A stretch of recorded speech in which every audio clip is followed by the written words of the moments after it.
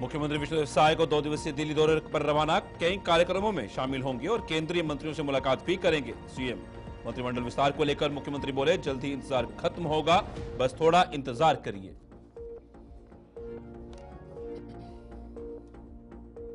BJP विधायक अजय चंद्राकर ने NGO को मिलने वाली विदेशी फंडिंग से कन्वर्जन का मुद्दा उठाया। बोले, एनजीओ विदेशी फंडिंग से कन्वर्जन करा रहे। गृह मंत्री विजय शर्मा ने दिया जवाब। बोले, छत्तीसगढ़ में देश का सबसे सख्त कानून लाएंगे।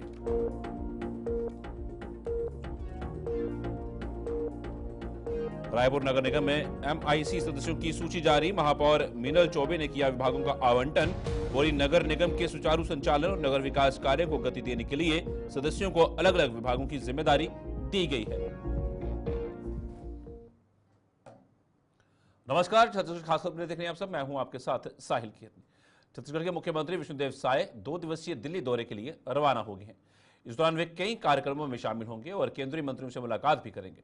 मीडिया से बातचीत करते हुए मुख्यमंत्री ने कहा कि वे दिल्ली में कई महत्वपूर्ण कार्यक्रमों में भाग लेंगे और केंद्रीय मंत्रियों के साथ बैठक करेंगे। मंत्रिमंडल विस्तार को लेकर मुख्यमंत्री ने कहा कि जल्द ही इंतजार खत्म होगा, बस थोड़ा इंतजार करिए। इससे यह संकेत मिलता है कि मंत्रिमंडल विस्तार की प्रक्रिया जल्द ही पूरी हो सकती है।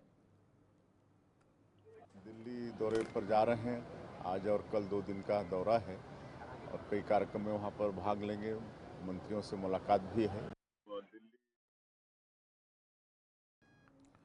पूर्व मंत्री और बीजेपी विधायक अजय चंद्राकर ने सोमवार को विधानसभा में बजट सत्र की कार्यवाही के दौरान एनजीओ को मिलने वाली विदेशी फंडिंग से कन्वर्जन का मुद्दा उठाया।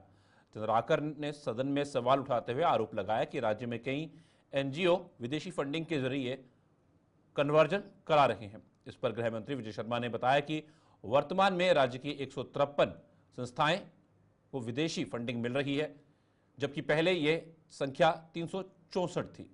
इनमें से 84 संस्थाओं की फंडिंग पर रोक लगाई जा चुकी है और 127 की वैधता समाप्त कर दी गई है। शर्मा ने सदन में ऐलान किया कि छत्तीसगढ़ सरकार धर्मांतरण रोकने के लिए देश के सबसे सख्त कानून लाएगी।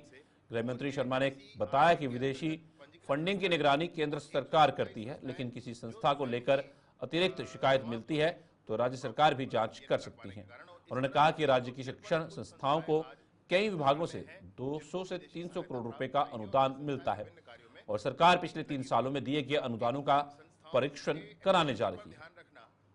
दो तरह से संस्थाओं को राशि दी जाती है। एक तो जो संस्थाएं वो हैं जो विदेश से आर्थिक सहयोग प्राप्त करते हैं।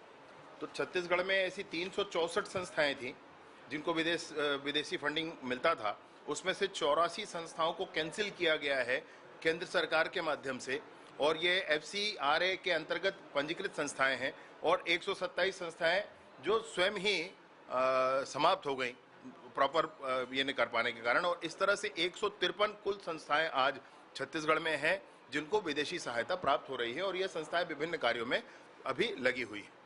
इन संस्थाओं के एक्टिविटी पर ध्यान रखना और ध्यान रख करके अगर कोई शिकायत हो तो केंद्र को सूचना करना, MHA के माध्यम से इन पर कार्यवाही की बात कहना, इस प्रक्रिया पर सरकार चल रही है। पहला। दूसरा यह है कि वो संस्थाएं जिनको राज्य की सरकार से अनुदान प्राप्त होते हैं तो ये संस्थाएं भी शैक्षणिक संस्थाएं अथवा चिकित्सा से संबंधित संस्थाएं हो सकती हैं। तो इन संस्थाओं के भी विगत 3 वर्षों के किस संस्था को कितनी राशि दी गई, कब दी गई, इसकी पूरी सूची करके और इनके फाइनेंशियल ऑडिट पूरा किया जाएगा। इन संस्थाओं पर ध्यान करके कि ये इनकी गतिविधियां क्या हैं यह भी की जाएंगी। माननीय मुख्यमंत्री जी ने इस बारे में स्पष्ट निर्देश कर दिया है और इस पर हम लोग काम कर रहे हैं। और इसी तरीके से मैं आपसे एक बात और कहना चाहता हूं कि विगत वर्षों से और इस वर्ष में जो धर्मांतरण के संदर्भित कार्यवाहियां हैं तो 2024 में 12 कार्यवाहियां पुलिस के माध्यम से की गई और उससे पहले 23 में निरंक थी, 22 में 3 थी और उससे पहले एक आध कार्यवाही थी। इस वर्ष भी इस बात को लेकर के पुलिस प्रशासन पूरी संजीदगी के साथ काम करेगा और विशेष रूप से पुराने प्रावधानों के अंतर्गत वर्तमान में कार्यवाहियां की जा रही हैं, परंतु इस बात की स्पष्ट चिंता हो रही है कि नए प्रावधानों की आवश्यकता है। सरकार इसमें चिंतनशील है। माननीय मुख्यमंत्री जी का स्पष्ट मार्गदर्शन इसमें है और हम छत्तीसगढ़ विधानसभा बजट सत्र का आज 13वां दिन था। सत्र में प्रश्नकाल के दौरान विधायक अजय चंद्राकर ने विदेशी फंडिंग को लेकर बयान दिया। उन्होंने कहा कि पिछले महीने मुख्यमंत्री का बयान था कि विदेशी फंडिंग का उपयोग धर्मांतरण के लिए हो रहा है। बहुत सारी घटनाएं सामने आई, बहुत सारे उदाहरण भी आए। उन्होंने कहा कि मैं सोचता हूं कि जशपुर से ज़्यादा चिंताजनक हालत आजकल इस विषय में बस्तर संभाग की है। जहां डेमोग्राफी बदलता है वहां स्थिति खराब होती है। छत्तीसगढ़ की डेमोग्राफी तेजी से बदल रही है, इसको रोका नहीं गया, इसके लिए कड़े कानून नहीं बनाए गए। माननीय मुख्यमंत्री जी का बयान था पिछले महीने, आप लोगों ने ही छापा था कि विदेशी फंडिंग का उपयोग मतांतरण के लिए हो रहा है।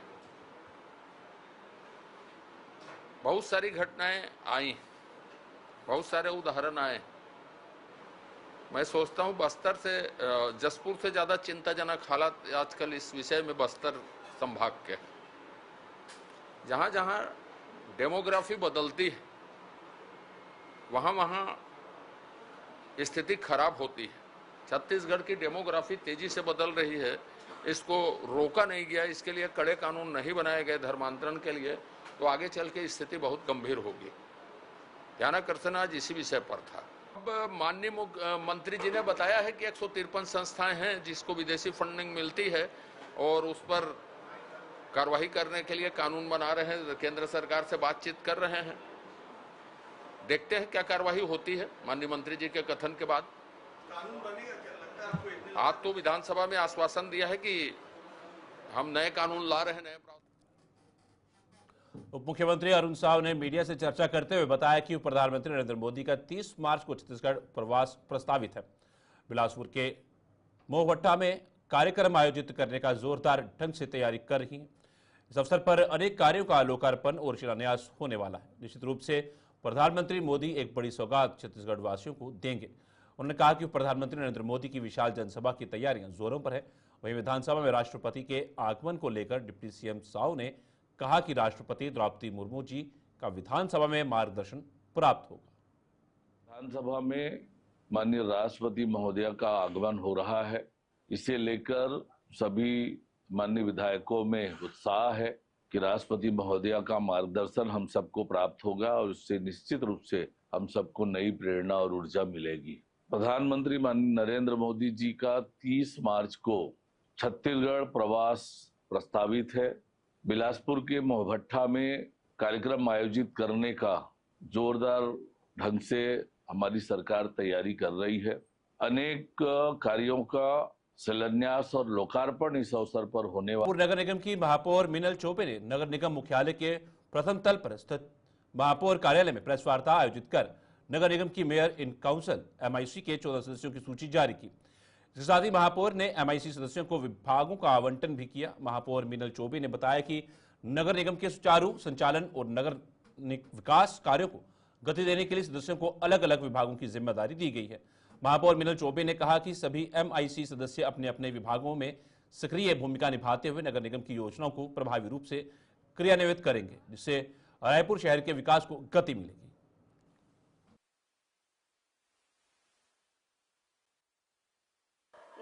छत्तीसगढ़ नगर पालिका अधिनियम 1956 की धारा 37 द्वारा प्रदत्त शक्तियों को प्रयोग में लाकर मेयर इन काउंसिल का गठन निम्नानुसार निर्वाचित पार्षदों में से किया जाकर उन्हें उनके नाम के समक्ष अंकित विभाग का प्रभारी सदस्य नियुक्त किया जाता है।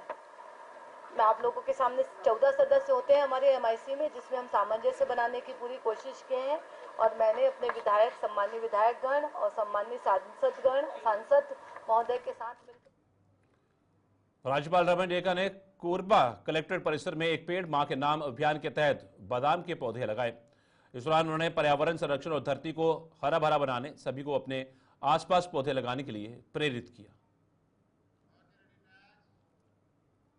इंडिया मास्टर्स ने क्रिकेट के स्वर्णिम युग के जादू को फिर से जगाने वाले ग्रैंड फिनाले में वेस्टइंडीज मास्टर्स को 6 विकेट से हराकर इंटरनेशनल मास्टर्स लीग IML 2025 के पहले संस्करण का खिताब जीतकर इतिहास में अपना नाम दर्ज करा लिया। दिग्गज सचिन तेंदुलकर की अगुवाई में इंडिया मास्टर्स ने रविवार को यहां SVNS इंटरनेशनल स्टेडियम में करीब 50,000 प्रशंसकों की मौजूदगी में शानदार ऑलराउंड प्रदर्शन करते हुए ब्रेन लारा की वेस्टइंडीज मास्टर्स को हराया। जीएडी कॉलोनी के आम रास्ते को मुरुम और रेत हटाकर जल्द की कॉलोनी वासियों के आने जाने के लिए खोल दिया जाएगा। कलेक्टर अविनाश मिश्रा ने जनदर्शन में मिली शिकायत पर तत्काल कार्रवाई करने के निर्देश धमतरी के एसडीएम को दिए हैं। कॉलोनी वासियों ने जनदर्शन में कलेक्टर कार्यालय में इस संबंध में आवेदन देकर रास्ता बंद होने की शिकायत की थी।